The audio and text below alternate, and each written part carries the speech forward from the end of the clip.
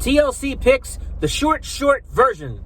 What's up, everybody? Welcome to another episode with my pal Alex and Vice Pants. What's up, everybody? Welcome to a quick episode of Alex's Toy Show. I got picks for TLC, but the clock is running short. The time is short. Checking my sundial. Yep, it's short. What happens is there's a big Pokemon event today that the boy and I need to get to, and we got picks to talk about. So let's get to it. Randy Orton versus the Fiend for nothing, but it's in a Firefly Inferno match. I'm just reading my notes here.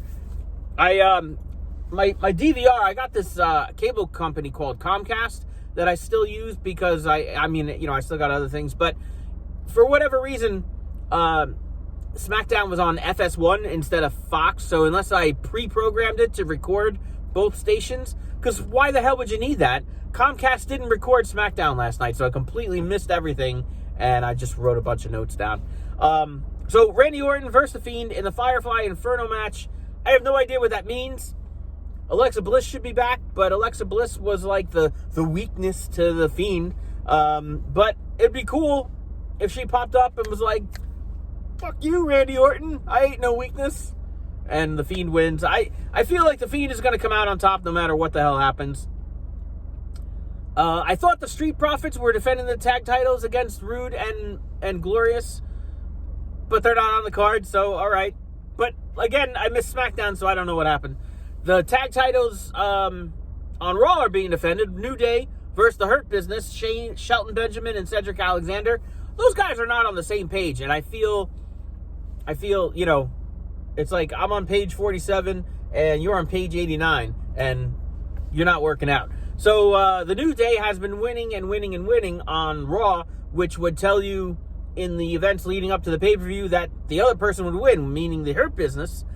But they're not on the same page, so I can't solidly go with them at the pay-per-view. I'm going to stick with the New Day to retain. The women's tag titles are supposed to be defended. Nia Jax and Shayna Baszler versus Asuka and Lana, but they took out Lana on Raw, so she's not going to fight. She's, she's fake hurt, and they're going to put somebody else in the match, like Nikki Cross or Charlotte. But at the same time, Asuka's the women's champ. She doesn't really need to be the tag champ also. So what if Mandy Rose coming back, and they put Mandy Rose and Dana Brooke in there instead? Like if they take out Asuka entirely, or maybe they injure Asuka backstage before the match to say, bring out anybody else, and then bam, Mandy Rose and Dana Brooke come out like the Ultimate Warrior. If that's the case, I'm going with Dana Brooke and Mandy Rose. If it's Asuka and Charlotte, that'd be pretty cool, but I don't think they'd win. I think Shayna, they could win too. I'm picking Nia Jax and Shayna to lose because the bully system has been working for too long, and it really isn't working. So I think they should fight each other because they didn't like each other to begin with, and then somebody else could be tag champs and really get to defending the tag titles on a regular basis, because it's been gimmick after gimmick after gimmick show with Nia Jax and Shayna Baszler and all the nonsense that they're giving the attention to Lana. So it'd be nice to see a complete overhaul because the ratings suck and you got to do something. I get the world is what it is, but the ratings suck is not, that's no secret. So let's fix it. Let's change it all.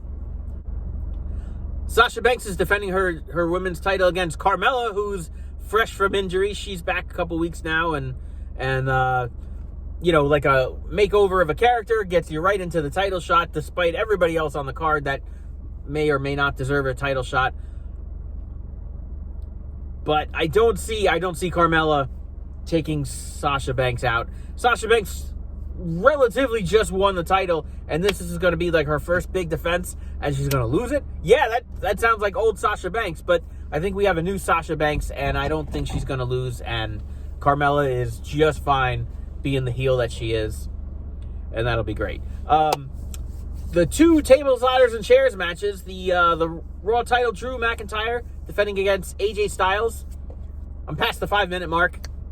Drew McIntyre defending against AJ Styles. I think Drew McIntyre is going to hold on to the title, although outside interference is technically allowed in a tables, ladders, and chairs match, which would allow AJ Styles' gigantic bodyguard, he's like 9 feet tall, He's so tall, I can't show you on the camera how tall he is. That would allow him to actually interfere in a match rather than be ringside this whole time. Although, even if he did interfere, I still think Drew McIntyre's coming out on top. So I'm picking Drew McIntyre there. And Roman Reigns versus Kevin Owens in the tables, ladders, and chairs. And as great as Kevin Owens is, and I love Kevin Owens to death, I don't think Roman Reigns is going to lose. Not just because of the ratings, because it's,